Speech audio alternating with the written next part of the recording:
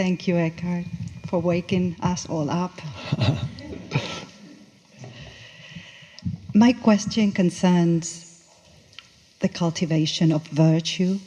I hear many traditions speak about cultivating loving kindness, cultivating compassion. And in our previous session, I heard you say that loving kindness comes naturally out of presence. So can we cultivate virtues like you practice and you become it? Thanks. That term tends to be used a lot in Buddhist teachings, the term cultivating virtues. So in Buddhism there's a list of nice things that it's full of. I only know the essential Buddhism. I can't remember the long lists that you get in Buddhism of virtues and so on. I know the basic thing, which undoubtedly is what the Buddha taught, is the origin of suffering and the way beyond suffering. That's the Buddha.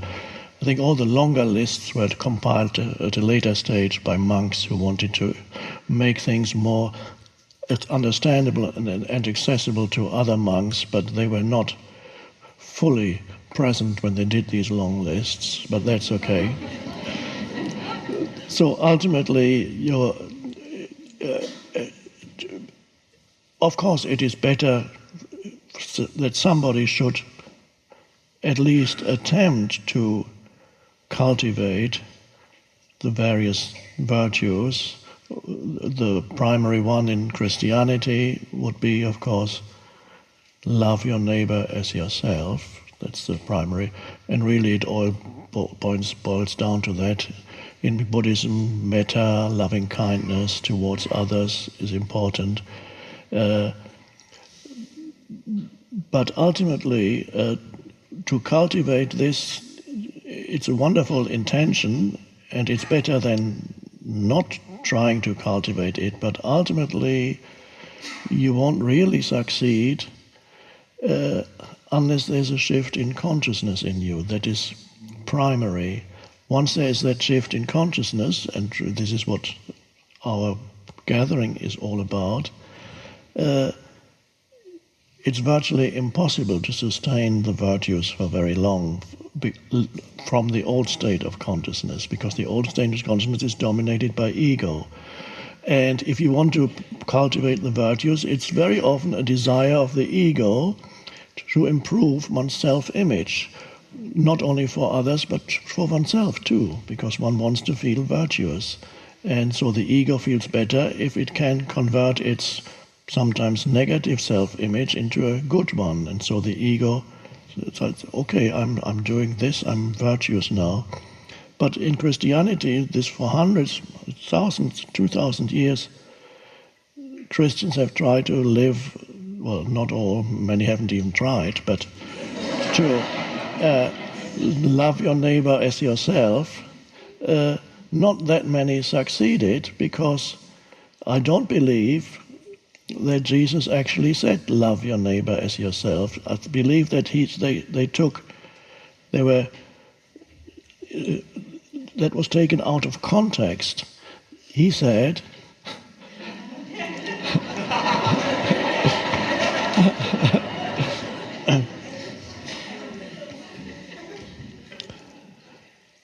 the kingdom of heaven, which I translated, as you may remember, as the dimension of formlessness or the dimension of spaciousness, is within you. And there's only one thing that matters. There's only one thing that is of primary importance. There may be many other things that are important, but there's only one thing that is of primary importance, and that is to find within you that dimension of consciousness, and then live from that dimension of consciousness. And if you live from that dimension of consciousness, then naturally you will love your neighbor as yourself, because you recognize your neighbor as essentially one with who you are.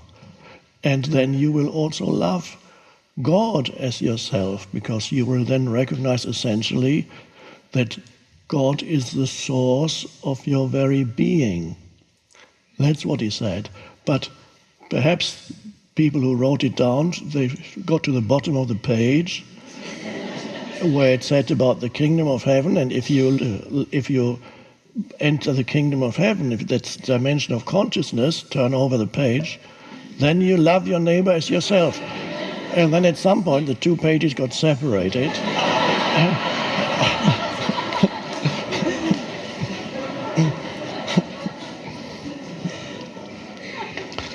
So all the virtues arise naturally out of that state of connectedness with being, which is presence, love, benevolence, goodwill towards other human beings, which is all aspects of love, and whatever other virtues. Really, it all comes down to no longer feeling that acute sense of separation between yourself and other human beings, and between yourself and the source of who you are, the source of all life.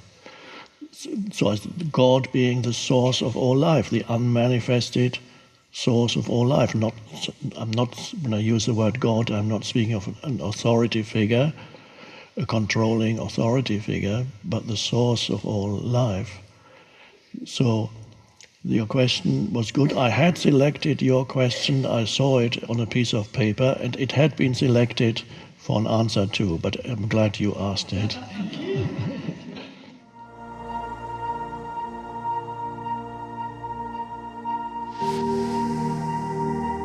This mind-made sense of self is also much more focused on the negative than the positive.